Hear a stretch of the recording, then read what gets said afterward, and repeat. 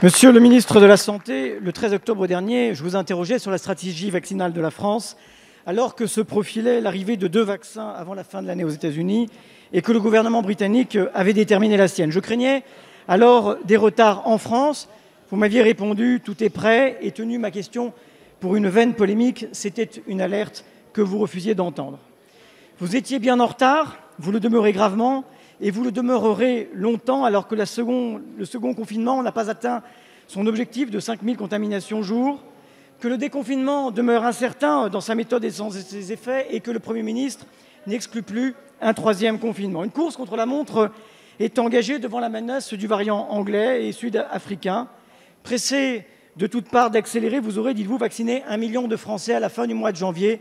Ce jour même, les Britanniques en ont vacciné 2,3 millions. Ce retard a un coût économique et social, et surtout un coût humain considérable. Ce matin, monsieur le ministre, lors de votre audition, vous nous avez, avec la même assurance que pour les masques et les tests, assuré que tout était OK, qu'il n'y avait ni problème de logistique, ni problème d'approvisionnement, ni problème d'acheminement, ni problème de disponibilité des soignants. Pourtant, bien des questions demeurent. Pourquoi ne pas avoir anticipé les consentements? Pourquoi ne pas avoir engagé une communication grand public? Pourquoi seulement 10 à 15% du million de doses ont été administrées? Pourquoi ne pas avoir encore autorisé les médecins à vacciner? Pourquoi la stratégie d'approvisionnement concernant le vaccin Moderna était encore il y a 3 jours en cours de définition? Mais monsieur le ministre, si vous ne deviez répondre qu'à une seule de ces questions, face à la montée en charge que vous annoncez, dites-nous de combien de vaccinateurs disposant de doses, d'aiguilles, de patients consentants nous pouvons disposer à cette heure. Monsieur le ministre, nous ne rattraperons pas notre retard, mais pouvez-vous nous dire comment nous pouvons encore gagner la course contre la pandémie et éviter un nouveau confinement? Le vaccin est notre meilleur espoir. Madame la ministre de l'Enseignement supérieur, le monde universitaire se sent abandonné. Comment lui donner tort lorsque le Premier ministre, lors de son allocution du 7 janvier, n'a pas eu un mot pour lui? L'Université du Mans vient de réaliser un sondage, 3000 réponses, 68% des étudiants, 63% des enseignants veulent une réouverture.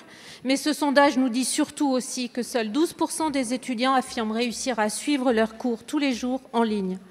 Isolés, sous pression et condamnés à fixer un écran toute la journée pour ceux qui ont la chance d'en avoir un. 36% d'entre eux déclarent souffrir d'épuisement, de troubles oculaires et de stress. L'université de Clermont-Auvergne vient de produire une étude épidémiologique. 3% seulement des étudiants contaminés l'ont été à l'université. En revanche, les consultations d'aide psychologique ont explosé. Plus 25% entre septembre et décembre.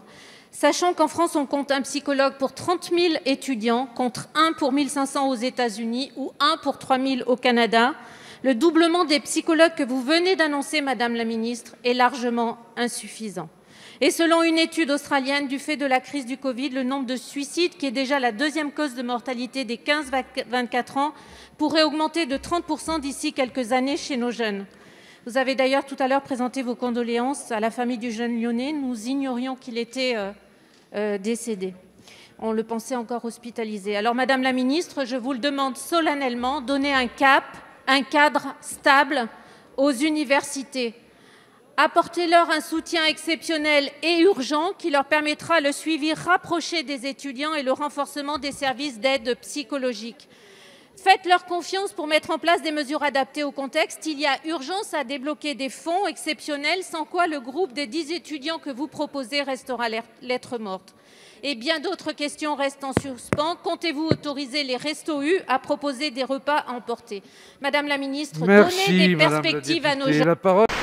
Merci, Monsieur le Président. Monsieur le Premier ministre, la souveraineté économique de notre pays suppose des choix sans ambiguïté de la part de l'État. Aujourd'hui, il y a 3000 salariés des chantiers de l'Atlantique à Saint-Nazaire qui sont suspendus à la position du gouvernement qui doit dire s'il valide ou non la vente des chantiers à l'italien Fincantieri. Les chantiers de l'Atlantique, c'est la construction de paquebots, mais ce sont aussi les navires du futur à propulsion propre, et ce sera demain un nouveau porte-avions. On l'a compris, c'est un fleuron pour notre pays. Mais derrière Fincantieri, qui pourrait être une solution européenne, c'est vrai, se cache un opérateur industriel chinois. Et c'est là qu'est le risque. Le transfert de technologie et de savoir-faire vers des concurrents low cost qui mettraient à terre notre industrie navale et qui condamneraient des milliers d'emplois directs et indirects. L'alternative, vous la connaissez, elle existe. C'est de soutenir maintenant un projet industriel français ou réellement européen qui associe l'État, la région Pays de la Loire et des entreprises de haute performance. Monsieur le Premier ministre, nous avons besoin d'y voir clair. L'avenir des chantiers de Saint-Nazaire et de notre souveraineté économique dépend de votre décision. Et vous l'avez repoussée, cette décision, de fin décembre dernier à fin janvier prochain. Alors, Monsieur le Premier ministre, qu'avez-vous décidé pour l'avenir des chantiers de l'Atlantique? Je vous remercie. Monsieur le Président, Monsieur le Premier ministre, l'épidémie qui nous frappe si durement depuis presque un an aujourd'hui nous impose humilité et responsabilité. L'humilité devant un virus évolutif qui nous oblige à nous adapter en permanence, la responsabilité pour soutenir les politiques sanitaires tant qu'elles nous sont présentées sur la base d'informations objectives, même quand elles sont dures pour nos concitoyens.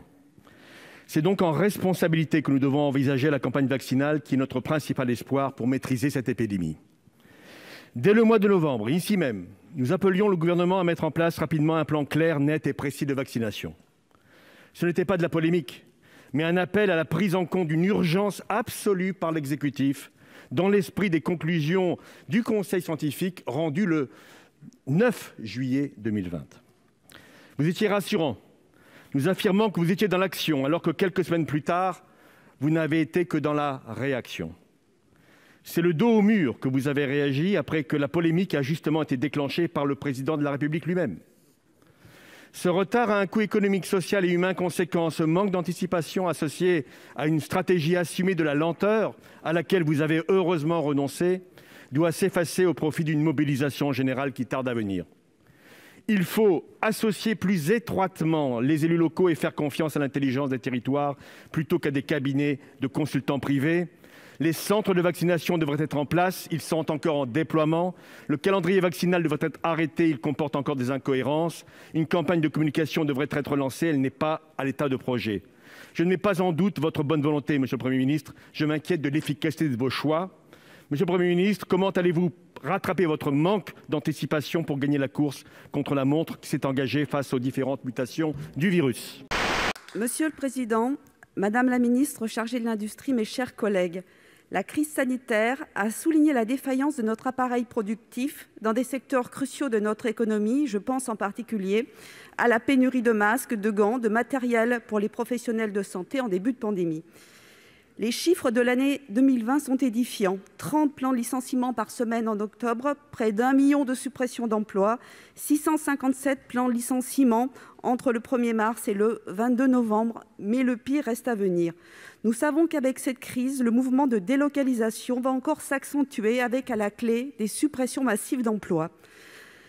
Nous attendons un véritable bain de sang, pour reprendre l'expression de Patrick Artus en audition ce matin à la Commission des affaires économiques. Et pourtant, des milliards d'euros de plans de soutien ont été versés aux entreprises sans qu'aucune contrepartie en termes de maintien de l'emploi, de reconversion ou de formation professionnelle n'ait été exigée. Et pourtant, un grand groupe comme Michelin, qui aurait cependant la capacité de mieux résister pendant la crise, rationalise sa production et ajoute encore au malheur avec l'annonce de la suppression en France de 2300 emplois. Et pourtant, un autre grand groupe, General Electric, qui s'était engagé à créer 1 million d'emplois en France, annonce en septembre dernier un plan de restructuration menaçant près de 800 emplois. Et comble de cynisme, son PDG s'octroie un bonus de 47 millions de dollars comme récompense d'une gestion purement actionnariale et financière qui a conduit depuis plusieurs décennies à des dizaines de milliers de suppressions d'emplois. Face à ce constat, ce dont notre pays a besoin, c'est d'un État stratège qui se dote de véritables outils de planification pour réduire notre dépendance industrielle. Madame la ministre, quelle est votre feuille de route nationale et européenne pour assurer notre souveraineté industrielle et retrouver nos emplois? Et en particulier, quelle est votre stratégie concernant l'avenir des chantiers de l'Atlantique? Merci, Monsieur le Président. Madame la ministre de l'Enseignement supérieur et de la Recherche, la situation des jeunes, et singulièrement celle des étudiants, est très préoccupante. Plusieurs événements tragiques qui ont émaillé ces dernières semaines et tout récemment soulèvent beaucoup d'inquiétudes. Vie sociale et collective inexistante, et notamment sur les campus. Flou manifeste quant au scénario de reprise. Partiel en présentiel, incompris et parfois compliqué après des mois de visio. La confusion et l'absence de perspective qui règnent en cette rentrée de janvier ont généré et amplifié une angoisse et un mal-être chez nombre de jeunes qui nous obligent à agir et prévenir. En plus de la précarité qui augmente, des inégalités qui se creusent, les symptômes de détresse psychologique deviennent alarmants. Les jeunes vont d'incertitude en désespoir de constater que leur année universitaire se déroule de manière aussi chaotique malgré l'investissement des enseignants, des équipes pédagogiques et des Crous. Et nous savons d'ores et déjà que la démotivation s'ajoute à des risques forts de décrochage. Malheureusement, les jeunes, et notamment les étudiants, ont été les oubliés de la conférence de presse du 7 janvier dernier. Alors, Madame la ministre, que leur dites-vous aujourd'hui? Comment entendez-vous répondre à cette triste réalité? Et au-delà des dispositifs annoncés, quelles perspectives leur donnez-vous?